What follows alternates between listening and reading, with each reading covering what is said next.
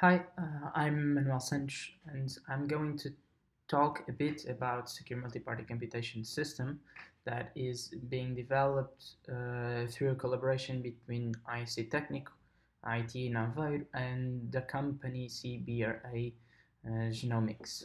So basically, secure multi-party computation is kind of a general functionality that has many different implementations and protocols, but basically it allows a set of parties to compute any function without disclosing the party's inputs to the other parties. So in this case, we are interested in computing phylogenetic trees. We will see in a minute what this is.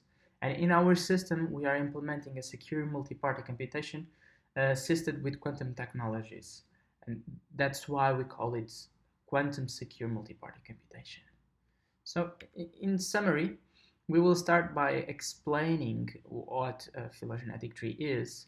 Then we will talk about the function of the SMC system, which in this case is this UPGMA algorithm. And then we will describe the whole system. Uh, a phylogenetic tree, basically, it allows to show the evolutionary relationship between several DNA sequences in a tree. This picture here shows the phylogenetic tree of COVID virus DNA sequences that have been collected between the beginning of January 2020 and last September. In fact, our use case in this project is to build a phylogenetic tree of COVID DNA sequences. So in order to build these phylogenetic trees, there are mainly two categories of algorithms. And we picked the UPGMA algorithm, which is a distance-based algorithm, because it is computationally less heavy when compared with the others.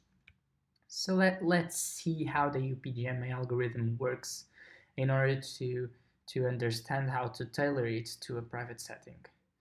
So this algorithm is divided in two parts.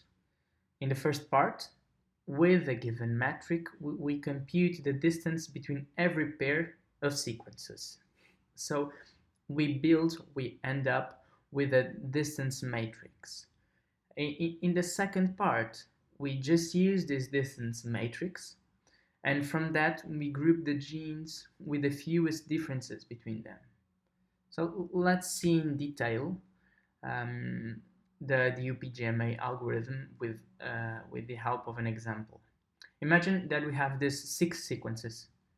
We start by computing the distance between every sequence. In our case, we are using the Hamming distance, which basically counts the number of different elements between two aligned sequences. So for example, the sequence 1 and sequence 3 have only two different elements, this TA and GC. So the Hamming distance in this case between sequence 1 and 3, it's 2. Okay, so we compute this between all the elements, and then we can start the second part that only depends on this distance matrix. So in the second part, we start by searching for the smallest distances in the matrix, and then we group the corresponding sequences. In this case, we join sequence 1 and 3 in one group, and then we join sequence 2 and 5 in another group. And then we can recompute this distance matrix with these new two groups. The distances between the group and the other sequences are given by this arithmetic mean. So for example, for the distance between the group 1, 3 and the sequence 4 in blue, this is given by the distance between sequence 1 and 4 in yellow, plus the distance between sequence 3 and 4 in red, divided by 2, because this is the arithmetic mean, which gives the 4.5. So we execute the same computation for the group 2, 5, and we end up with a new matrix. From this point on, we proceed as before. So again, we look for the smallest element and then recompute the matrix distance with this new group. In this case, it is this group 1, 3, 4. And we do this iterative process until we get just one group, and the final output is the phylogenetic tree. So now let us see how to implement a private UPGMA protocol using secure multi-party computation assisted with quantum technologies. For illustrative purposes, we consider a scenario with three parties, Alice, Bob, and Charlie, having 2, 3, and 1 sequences. So our system uses two quantum technologies: a quantum key distribution system that will generate a key for encryption, and the quantum oblivious key distribution system that generates oblivious keys.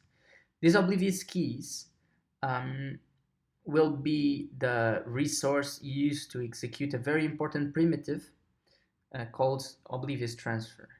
So for time constraints, I will not go into much detail, but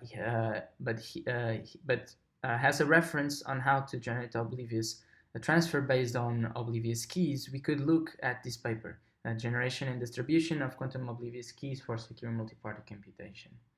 So oblivious transfer is a very important primitive because it is used in our selected secure multi-party computation protocol, which is Yao-Garbled circuits.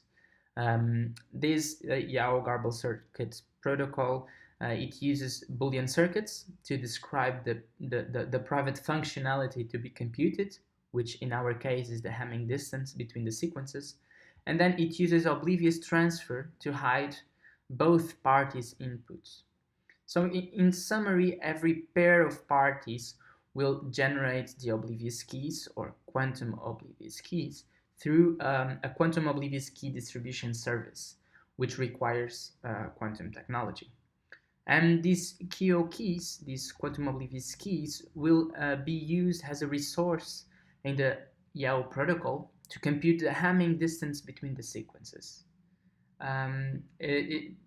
Just to know that in our sequence we integrated this oblivious keys with the Lipscapy implementation of Yao-Garbled circuit, and we also used the CB and CGC tool to generate Boolean circuits from a C file that describes the functionality to be computed. In this case, it's the Hamming distance.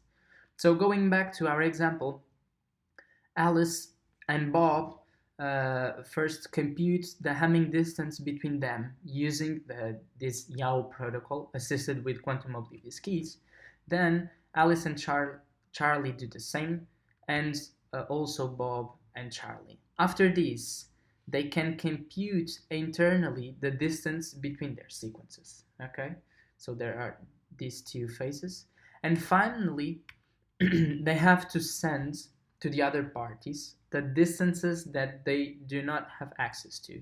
So they do this using the keys generated from the QKD system, from the quantum key distribution system. So for example, Alice do not own sequences 3 and 6, so she is not able to compute the distance between these two sequences, D3, 6. And she is not able to compute this neither during the internal computation phase or also during the secure multi-party computation phase.